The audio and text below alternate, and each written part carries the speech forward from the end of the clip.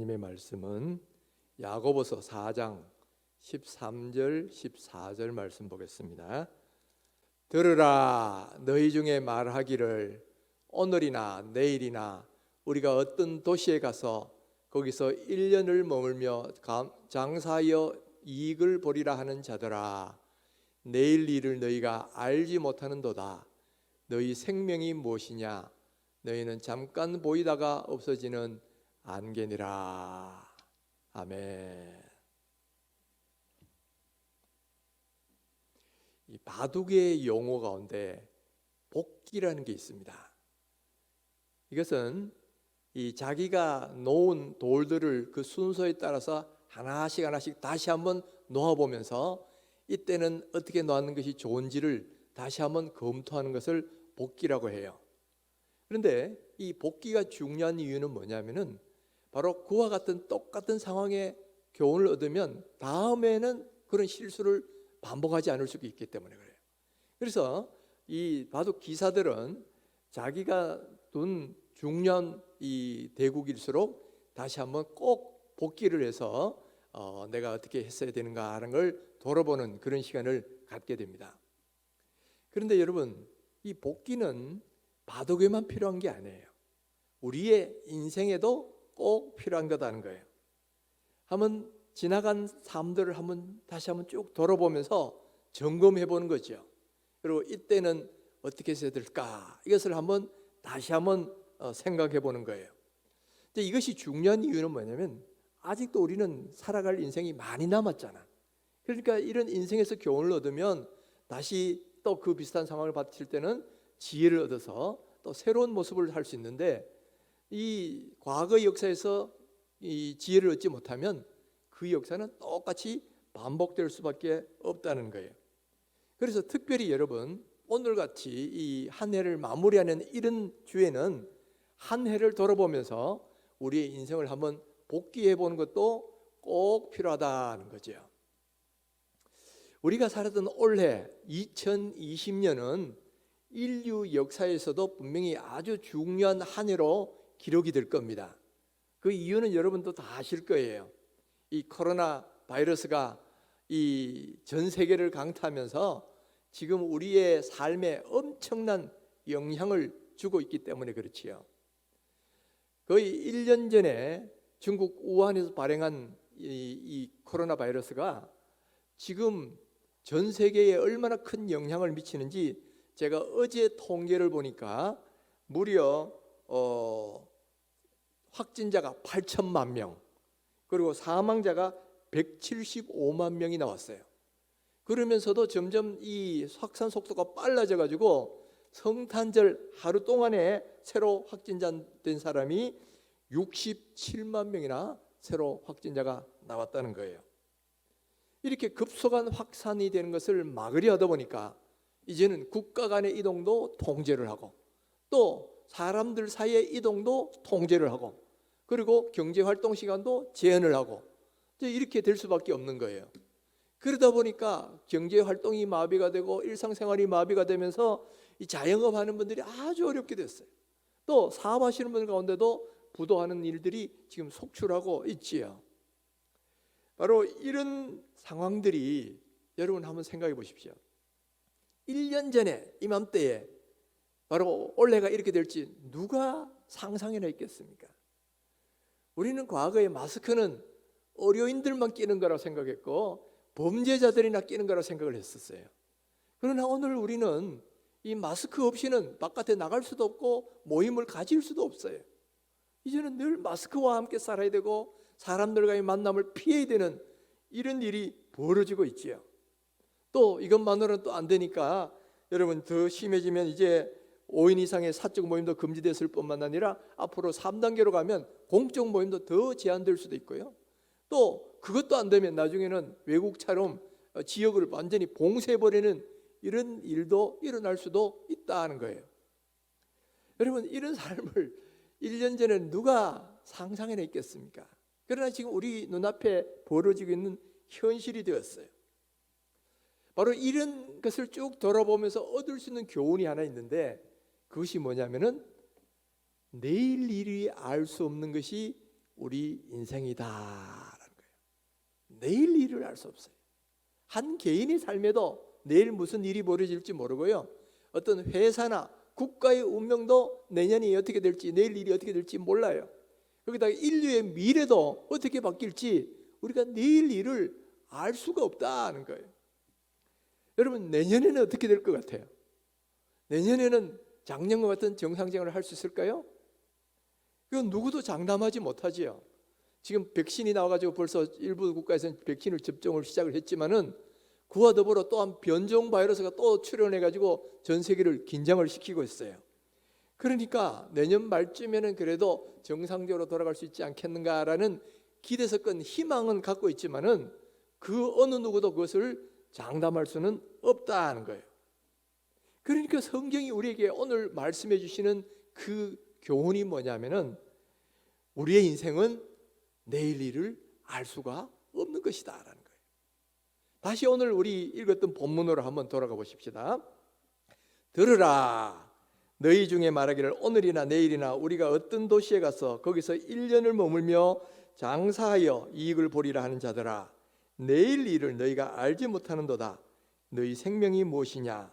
너희는 잠깐 보이다가 없어지는 안개니라.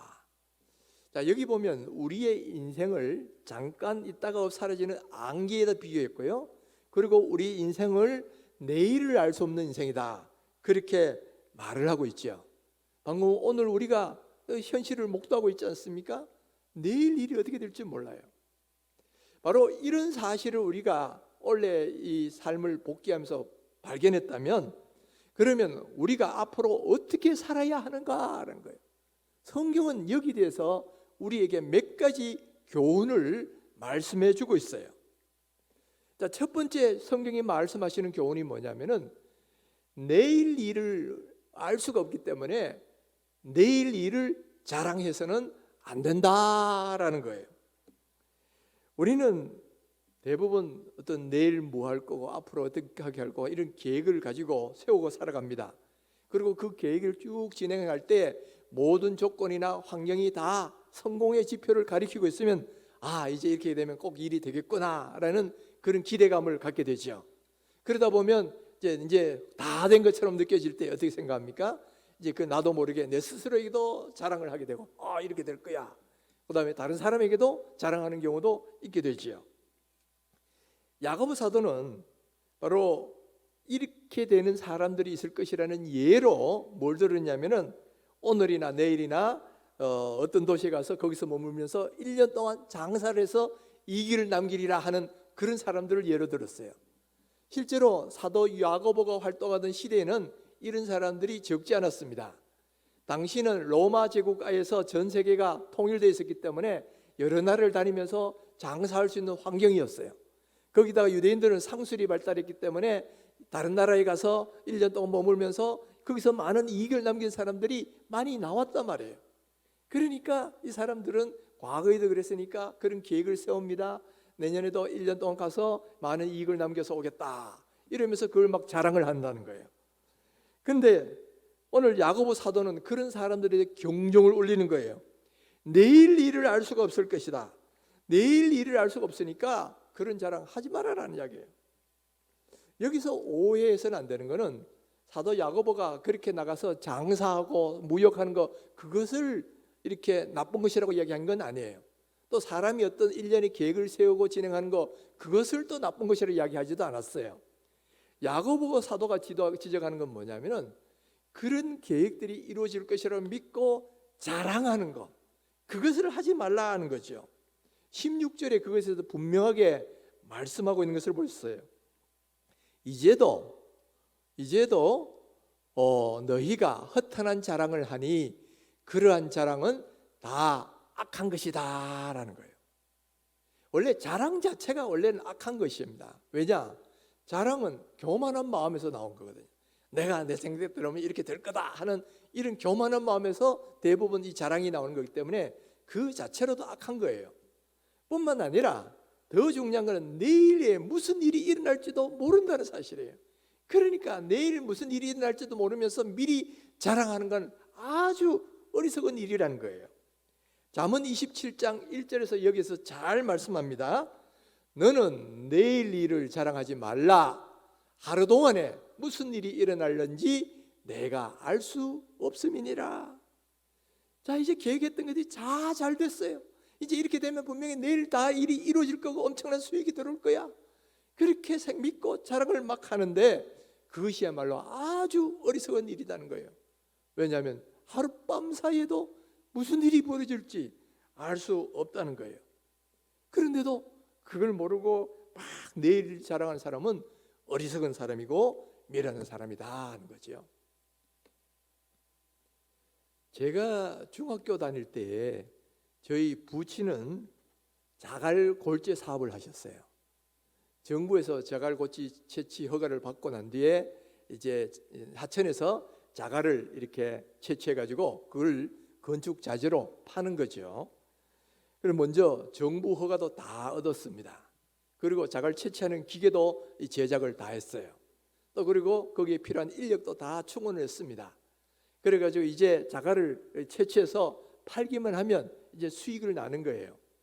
그러니까 저희 부친께서는 그 계획을 사면서 이제 요거 마치면 어떻게 하고 하면 미래까지 계획을 다 세워놓으셨죠. 그리고 저희들한테도 이야기하시기를 이렇게 하면 이제 돈이 막 들어오는데 그러면 너희들한테 뭐도 해주고 뭐도 해줄게 하고 이렇게 막 아주 기분 좋게 말씀하셨어요. 근데 그러고 며칠 지나지가 않아가지고 홍수가 나버린 거야. 홍수가 나서 그냥 큰 물이 져가지고 거기 하천에 있던 모든 그 기계도 떠내려가고 모든 시설물과 기자재들이 다 떠내려 버렸어요. 그래가지고 사업이 완전히 실패하고 몇 년 동안 아주 큰 어려움을 겪게 됐죠. 여러분 가운데도 아마 이런 경험이 있으실 거예요. 다 계획대로 준비가 잘 진행됐는데 갑자기 원래 코로나가 터져버린다든가 아니면 전혀 예상치 못한 어떤 일이 벌어져가지고 완전히 틀어져 버리는 그런 일들을 우리도 분명히 경험하는 거예요. 여러분, 이런 안타까운 일이지만은 분명한 거는 뭐냐면은 우리 인생은 내일 일을 알 수가 없다는 거예요. 내일 하룻밤 사이도 어떻게 될지 전혀 모르는데 그거를 미리 그냥 자랑하고 떠벌리고 다니고 이것은 자랑하는 것 자체도 악한 일이지만은 또 그것은 또 미련한 일인 거예요. 자랑하고 떠벌렸는데 나중에 안 돼 보십시오. 얼마나 창피하고 무안하겠어요. 창피한 건 둘째치고 얼마나 그 마음이 더 안타깝겠냐 말이에요. 그래서 지금 야고보 사도가 이야기하는 거는 내일 일이 어떻게 될지 모르는데 뭐 1년을 이어하면서 이익을 남기겠다 이런 걸 허탄한 자랑하는 거 이런 거 하지 말라는 이야기예요. 그러면서 15절에서 이런 말씀합니다. 너희가 도리어 말하기를 주의 뜻이면 우리가 살기도 하고 이것이나 저것을 하리라 할 것이오늘. 그러니까 주의 뜻이면 살기도 하고 이것이나 저것을 해야 된다고 이렇게 믿어야 되는데 그게 아니고 막 허탄한 자랑을 해버린다는 거예요. 그러니까 그게 악한 일이고 어리석은 일이라는 거죠. 반대로 우리가 자랑하지 말고 해야 되는 일은 뭐냐? 여기서 중요한 거는 뭐냐면 주의 뜻이면이라는 단어예요. 주의 뜻이면. 이 말이 뭐냐면 주님이 함께 하시면, 주님이 도우시면 그런 의미예요. 주님이 도우셔야 그 일이 됐다는 거예요. 우리가 잘 아는 시편 127편에 이런 말씀하시죠. 여호와께서 집을 세우지 아니하시면 세우는 자의 수고가 헛되며 여호와께서 성을 지키지 아니하시면 파수꾼의 깨어있음이 헛되도다. 사람이 아무리 계획하고 노력하고 해도 하나님께서 함께 하시지 않으면 그 일은 결코 이루어질 수가 없다는 거예요. 바로 이것을 믿고 주께서 함께 하시면 혹은 주의 뜻이면 이것도 할 것이야 늘 이렇게 믿어야 되는데 그게 아니라 자기 계획대로 다 될 줄 믿고 허탄한 자랑을 하고 이게 잘못됐다는 거예요. 그러니까 여러분 우리는 계획을 열심히 하고 준비를 하고 하더라도 어떻게 해야 되느냐? 내일 어떻게 일이 벌어질지 우리는 알 수 없기 때문에 자랑하지 말아야 되고요. 대신 뭘 해느냐면은 주님께서 함께 하시는 것을 겸손하게 구하고 기도하고 기다려야 된다는 거예요. 주님을 의지해야 된다는 거예요. 내 계획과 내 힘을 의지하지 말고 주님이 어떻게 이루실지를 기대하고 기도하고 기다리라 하는 거예요. 그런 겸손한 마음을 가지고 주님의 은혜를 구하면 주님이 함께 하셔서 그 일이 이루어질 것인데, 그게 아니고 자기 계획만 믿고 자기 생각만 믿고 이렇게 되면 이제 이렇게 될 거야 하고 떠벌리고 자랑하면 그 자체도 악한 일이지만은 또한 그것은 미련한 일이 될 것이다 하는 거예요. 그러므로 성도 여러분, 우리는 내일 일을 알 수 없는 그런 인생을 살고 있다는 걸 여러분 꼭 명심하십시오. 그래서 내일 오늘 다 된 것처럼 보여도 미리 내일 일을 자랑하지도 말고요, 떠벌리지도 마세요. 반대로 뭐냐, 겸손하게 하나님의 은혜를 구하고 하나님이 함께 하셔야 일이 됩니다. 그리고 하나님의 지혜를 구하고 하나님의 은혜를 구하고 하나님을 의지하고 내 인생을 맡기셔야 된다는 거예요. 그러면 하나님이 함께 해주실 것이고, 그러면 성공적인 인생을 살 수 있을 것이다 라는 것이 바로 내일 일을 알 수 없는 인생을 사는 사람이 주시는 하나님의 첫 번째 교훈의 말씀이다 하는 거예요. 두 번째 또 하나님 주시는 메시지가 있어요. 내일 일을 알 수 없기 때문에 내일에 대한 염려도 내려놓으라는 거예요. 내일에 대한 자랑도 하지 말아야 되지만은 반대로 내일에 대한 염려도 하지 말아라는 거예요. 우리 사람들이 살면서 늘 따라다니는 게 뭐냐면 염려입니다. 무엇을 먹을까, 무엇을 마실까, 무엇을 입을까 하는 그런 염려가 많죠. 더구나 요즘과 같은 코로나 시대가 되면 이 코로나 때문에 힘들어가 앞으로 먹고 살 수는 있을까 하는 이런 염려가 우리 가슴을 막 짓누릅니다. 또 지금 내가 다니는 직장에서 나중에 내가 나오면 뭘 하고 살아야 되느냐, 또는 지금 내가 사업이 이렇게 어려우면 앞으로 어떻게 될까, 또는 뭐 앞으로 우리 자식들을 키우고 먹고 살아야 돼, 이건 어떻게 될까, 이런 삶에 대한 염려들이 늘 우리를 따라다니고 있어요. 그런데 오늘 하나님의 말씀은 뭐냐면 내일 일을 알 수 없기 때문에 바로 이런 염려조차도 내려놓으라는 거예요. 여러분, 사실 우리가 내일 일을 염려하지만요, 염려 가운데 대다수는 기후로 끝나든다는 거예요. 미국의 어떤 의학자들이 정신적인 어려움을 겪는 사람 대부분 염려와 근심, 스트레스 때문에 그런 거니까 어떻게 하면 이들을 도움 줄까 하고 그 염려에 대한 사례를 연구해 봤어요. 연구해 보니까 이렇더라는 거예요. 염려하는 것들의 40%는 미래에 일어날 거고 아직 없는 거예요. 그리고 30%는 이미 지나간 과거예요. 그걸 어떻게 해볼 수가 없어. 또 그리고 12%는 상상하고 가상적으로 생각하는 거여 가지고 사실과는 다른 거예요. 18%는 전혀 걱정하지 않아도 될 것을 또 걱정하고 있다는 거죠.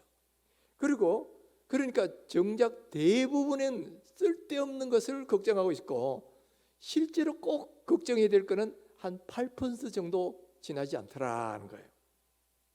그러니까 우리가 염려하는 대부분은 실제로는 안 일어나는 거라는 거예요. 그런데 그것 때문에 대부분 미리 지레짐작하고 그래서 그걸 갖고 염려하는 것이 인생이다라는 거예요. 바로 이런 조사 결과를 가지고 메이허라는 사람이 책을 하나 썼는데 책 제목이 참 재밌어요. 걱정하지 마라. 90%는 일어나지 않는다. 한번 따라해 볼까요? 걱정하지 마라. 90%는 일어나지 않는다. 예, 우리가 염려하는 일 중에 통계적으로 보면 90%는 안 일어나는 거야. 그런데 안 일어나는 거를 미리 내가 그러면 어쩌고 그러면서 미리 걱정하고 염려하다 보니까 몸도 상하고 마음도 상하고 여러 가지 어렵다는 거죠. 그러니까 염려하지 마라 그랬는데 예수님께서도 이런 우리의 모습을 잘 아시고 이렇게 말씀하셨어요. 그러므로 내일 일을 염려하지 말라. 내일 일을 위하여 염려하지 말라. 내일 일은 내일이 염려할 것이요 한날의 괴로움은 그날로 족하니라. 자, 우리가 늘 무엇을 먹을까, 무엇을 마실까, 무엇을 입을까 하고 염려하고 사니까 예수님이 염려하지 말라고 그러셔요.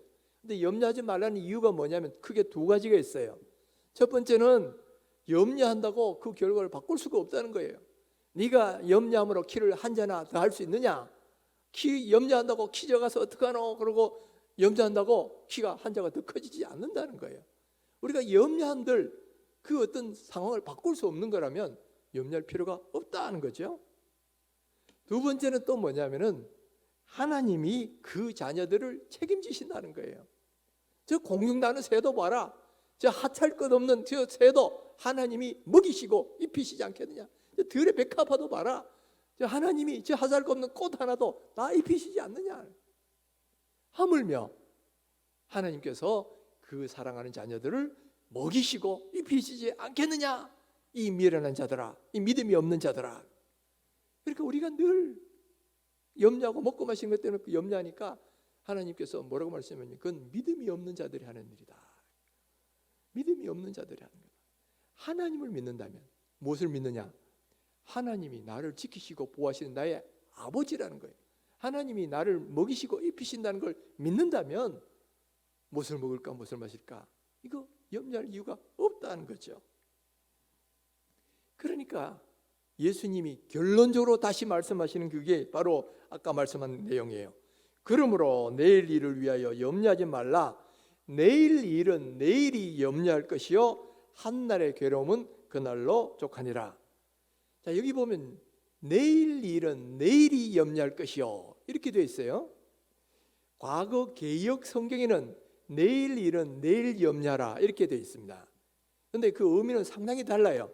내일 일을 내일 염려하라 이러면 누가 염려하는 겁니다. 염려하는 주체는 내가 염려하는 거예요. 그래서 내일 일을 오늘 거는 오늘 염려하고 내일 거는 내일 가서 염려하고 미리 내일 거 염려하지 말라 그런 뜻으로 이 해석이 되는데 개역 개정에는 원래 원문 문자 그대로 직역을 했어요. 문자 그대로 직역을 하면 어떻게 했냐면 내일 일은 내일이 염려할 것이요. 염려한 주체가 완전히 달라졌습니다. 내가 염려하는 게 아니고요. 누가 염려한다? 내일이 염려할 것이다. 내일 일은 내일이 알아서 염려할 것이고 우리는 염려할 이유가 없다는 거죠. 이게 바로 그 원문 그대로 번역한 개역개정의 말씀이에요. 내일 일은 내일이 염려할 것이고 우리가 염려할 문제가 아니다는 거예요. 그러니까 하나님을 의지하는 사람은 하나님이 나를 먹이시고 입히신다는 이걸 믿고 맡기는 사람은 하나님이 그 인생을 책임져 주신다는 거예요. 그러니까 염려할 이유가 뭐냐? 이게 바로 우리 예수님이 하신 말씀이에요. 사랑하는 성도 여러분, 우리가 내일 일을 알 수 없는 게 우리 인생이라 그랬잖아요. 우리가 염려하는 것 90%는 실제로는 안 일어나. 그 내일 일을 모르는데 자꾸 마치 일어날 것처럼 해가 미리 오늘 염려할 이유가 뭐냐 하는 거예요. 그럴 필요 하나도 없다는 거예요. 내일 일은 내일이 염려하게 내버려두고 너희들은 오늘 그걸로 족하게 지내라는 거죠. 그리고 이제는 우리를 먹이시고 입히시는 하나님을 믿고 맡겨보라. 그러면 주님께서 내 인생을 책임주신다. 네 먹고 사는 문제 책임주신다. 그리고 주님이 해결해 주신다. 바로 이것을 믿으라는 거죠. 사랑하는 성도 여러분, 바로 이 믿음을 가지고 다가오는 새해를 살아가시기를 주님의 이름으로 축원합니다. 세 번째, 내일 일을 알 수 없는 게 인생이라면 늘 종말을 준비하며 살아야 한다는 거예요. 누가복음 12장에 보면 어리석은 부자 이야기를 예수님이 말씀하시는 걸 볼 수 있어요. 어떤 날에 어떤 지역에 이제 부자가 살았는데 한 해 이렇게 농사를 지어가지고 엄청난 소출을 거뒀어요. 그래서 이제 계획을 세웁니다. 내가 이제 큰 창고를 지어가지고 저 거둔 수확물을 다 저장해서 저장해 놓으면 이제 내 노후까지도 전혀 문제가 없다는 거죠. 그렇게 다 하고 난 뒤에 뭐라고 말하냐면, 자, 내 영혼아, 이제 평안히 먹고 살 준비 다 했으니까 평안히 즐기자. 그렇게 말을 했다는 거예요. 그랬을 때 하나님이 말씀하십니다. 어리석은 자여, 오늘 밤에 내 영혼을 도로 찾으리니 내 준비한 것이 누구의 것이 되겠느냐. 자, 이 어리석은 부자가 몰랐던 게 뭐예요? 어리석은 게 뭐예요? 내일 일이 어떻게 될지 모른다는 것을 몰랐다는 거죠. 자기가 그날 밤에 세상을 떠날지도 모른다는 건 전혀 염두에 두지 않고 사는 거예요. 그냥 내 계획대로 나는 오래 살 것이고, 그리고 내가 저렇게 농사해가지고 거둬가지고 이렇게 많이 저장을 했으니 이제 노후 걱정 하나도 없다. 그러니까 이제 먹고 즐겨도 된다. 이렇게 생각했다는 거예요. 이건 오늘날식으로 한번 바꿔서 이렇게 말할 수 있지요. 우리가 돈을 벌어가지고 이제 미래에 막 노후 대비를 다 해놓습니다. 또 보험도 다 들어놓고요, 연금도 다 해놔놓고요, 또 거기다가 뭐 좋은 집이나 이런 것도 다 갖춰놓고 하니까 이제 든든하잖아요. 이제 내 노후도 걱정도 다 준비해놨다. 이제 즐기자. 여행도 막 가지고 뭐 원하는 거 하고 싶은 거 하고 그 정도 준비가 다 됐다는 거죠. 그런데 하나님이 말씀하시는 거예요. 이 어리석은 사람아, 오늘 밤에 내 인생을 생명을 내가 취해가면 그 준명이 누구께 되겠냐는 거죠. 연금 사람 죽으면 다 없어집니다. 또 준비한 재산도 내가 가진 게 아니고 다 다른 사람이 갖게 되겠죠. 그러니까 어리석은 사람의 특징이 뭐냐면은 내가 앞으로도 계속 살 것처럼 그렇게 생각하고 살면서 내일 일이 무슨 일이 벌어질지 모르고 사는 그런 사람이 바로 미련한 사람이다 하는 거예요. 여러분, 우리의 인생은 내일 일이 어떻게 될지 모르는 거예요. 오늘 이렇게 잘 만나다가 내일 갑자기 어떤 일이 일어나가지고 하나님 부르심을 받을지 우리 누구도 알 수 없어요. 올해와 작년에 우리 교회에서도 너무나 갑작스러운 죽음을 당한 분들이 몇 분 계셨어요. 또 연세도 또 더 충분히 사실 수도 있는데 갑자기 또 지난주에는 우리가 같이 예배도 들으셨어요. 그리고 서로 인사도 나누고 대화도 나누는 분인데 갑자기 그냥 하룻밤 사이에 쓰러지셔가지고 세상을 떠난 분들이 계시더라는 거예요. 저희 모친도 그렇게 세상을 떠나셨어요. 제가 그때는 이제 주일날 그 전도사 시절에 전도사 역할을 주일날 하고 있는데 갑자기 제 동생으로부터 전화가 왔는 거예요. 어머님이 갑자기 아침에 돌아가셨다는 거예요. 이게 무슨 말이냐? 어젯밤에 내가 전화 통화를 했는데 그때도 정정하고 뭐 여러 가지 말씀도 다 잘하셨는데 돌아가셨더니 그게 무슨 말이냐? 믿어지질 않는 거예요. 그러나 그 밤사이에 어머님이 갑자기 돌아가셔가지고 문을 두드려도 대답도 없고 열어주시지 않아요. 나중에 따고 들어가 보니까 쓰러져 계시고 돌아가셨다는 거예요. 여러분, 우리의 인생이 바로 이렇게 내일을 알 수 없는 인생이에요. 언제 어떻게 하나님의 부르심을 받을 수도 모르는 그런 것이 인생이다 하는 거예요. 여러분 한번 생각해 보십시오. 세월호가 인천항을 출발할 때 누가 그 청소년들이 그렇게 세상을 떠나게 될지 상상이나 있겠느냐. 아무도 예측을 못하는 거예요. 이게 바로 내일을 알 수 없는 것이 우리의 인생인데, 그러면 이것을 아는 우리가 어떻게 삶을 살아야 되느냐 하면은 바로 내일이 내 인생의 끝일지도 모른다는 걸 준비하면서 살아라 하는 것이 바로 우리 주님의 말씀이에요. 마치 내가 내일 하나님이 부르심을 받아서 하늘나라 갈지도 모른다는 이 마음, 아니면 내일 어쩌면 예수님이 재림하실지도 모른다는 이런 마음으로 가지고 그런 영적 긴장감을 가지고 오늘을 살라 하는 거죠. 여러분, 만약에 여러분들이 일주일 뒤에 세상을 떠날 줄 안다면 여러분 일주일의 삶을 어떻게 사시겠어요? 지금처럼 사는 것처럼 살지는 않겠죠.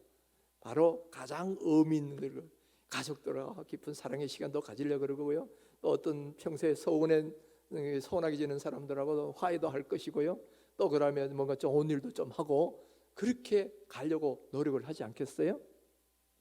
바로 우리의 삶이 그렇게 돼야 된다는 거예요.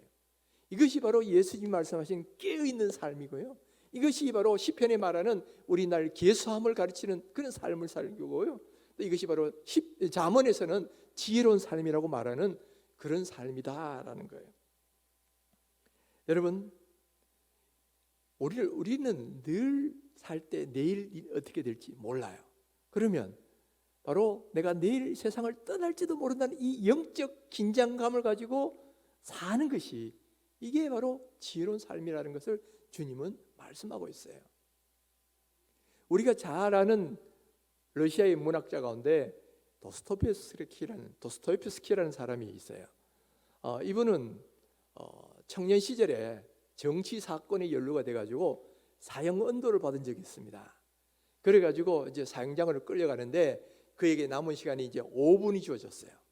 그래서 도스토옙스키가 이제 이 남은 5분을 어떻게 가장 잘 보낼까 생각하다가 2분은 지나간 내 인생을 한번 쭉 돌아보고 2분은 가까운 사람들하고 마지막 인사를 나누고 나머지 1분은 그 산하를 한번 쭉 둘러보고 이제 세상을 마쳐야 되겠다. 이제 그렇게 생각하면서 이제 먼저 자기 젊은 청년이었으니까 오래되지 않은 삶이지만 한번 쭉 돌아봤어요. 돌아보니까 후회가 막 밀려오는 거예요. 내가 이렇게 죽을 줄 알았으면 내가 그동안 그 삶을 그렇게 안 살았을 텐데 하는 이 아쉬움과 후회가 막 밀려오더라는 거예요. 그러나 시간은 다 지나가지고 결국 이제 사형 집행하는 시간이 됐죠.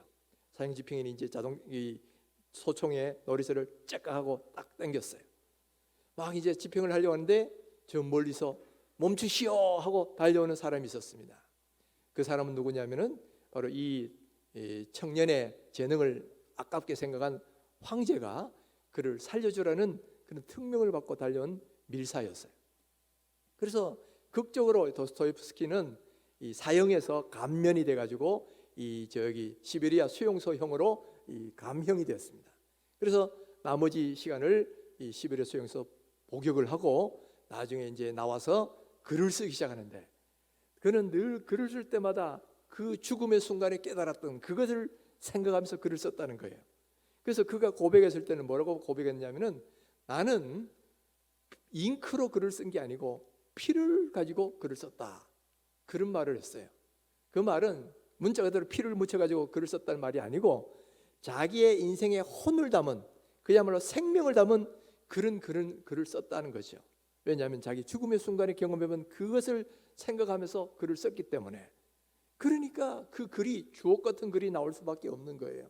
그래서 죄와 벌, 까라모조프가의 그 형제들 이런 위대한 작품들이 자기의 죽음의 순간을 생각하면서 혼을 담아서 쓰니까 그렇게 나오게 되었다는 거죠.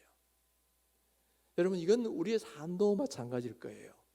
만약에 내가 내일 죽을 수도 있다라는 그런 마음으로 내가 오늘을 살려고 한다면 오늘 이 시간을 그냥 허비하지 않을 겁니다. 나쁜 일 하면서 보내지 않을 거예요. 가장 좋은 일 하면서 또 의미 있게 보내려고 노력을 하게 될 거다는 거죠. 저는 지금도 잊지 못하는 한 권사님이 계세요. 꽤 이제 시간이 지났지만은 이분이 어느 날 저한테 기도 부탁하러 또 오셨는데 암이 걸리셨다는 거예요. 그러면서 눈물 흘리면서 하시는 말씀이 하나님이 이 암만 고쳐주시면 내가 이제 앞으로는 그동안은 자녀들 손자들 키운다고 그 주님 일을 하지 못했는데 주님께서 고쳐주시기만 하면 남은 인생은 주님 일하며 살겠습니다 하면서 그렇게 울면서 기도하는 걸 봤어요. 근데 나중에 투병 생활하다 하나님 부르심을 받았지만은 그래도 남은 시간은 이 전도대에 오셔가 전도도 하고 또 뭔가 이렇게 주님을 위해 살려고 많이 애를 쓰셨어요. 그러다가 하나님의 부르심을 받고 가셨는데 여러분 바로 그와 같은 마음이 평소에 우리 마음이 되어야 된다는 거예요. 내일 일을 알 수 없다는 거, 이 사실은 내가 내일 죽을 수도 있다라는 것을 염두에 둔 말씀이에요. 그러니까 그걸 생각한다면 내가 오늘의 삶을 그냥 그저 그렇게 살지는 않잖아요. 뭔가 그래도 의미 있는 삶, 또 보람된 삶, 선한 삶 이런 걸 살려고 노력하게 될 것이다 하는 거예요. 그렇게 될 때 우리 삶은 정말 예수님 말씀하시는 깨어있는 삶이 될 거고 시편에 말하는 나를 계수하는 삶이 될 것이고 또 잠언에서 말한 것처럼 지혜로운 삶이 될 수 있을 거예요. 사랑하는 성도 여러분, 우리는 내일 일을 알지 못하는 그런 인생을 사는 사람들입니다. 그렇기 때문에 첫째는 내일 일을 잘 된다고 자랑하지도 마셔야 돼요. 그리고 두 번째는 그렇다고 내일 일을 염려하면서 사시지도 말고 염려를 내려놓으시라는 거예요. 뿐만 아니라 세 번째는 내일 내가 죽을지도 모른다는 이런 영적 긴장감을 가지고 오늘의 삶을 가장 최선을 다해서 다 사셔서 우리 인생이 하나님 앞에 떳떳하고 보람 있는 그런 상 받는 삶 다 되시기를 주님의 이름으로 축원합니다.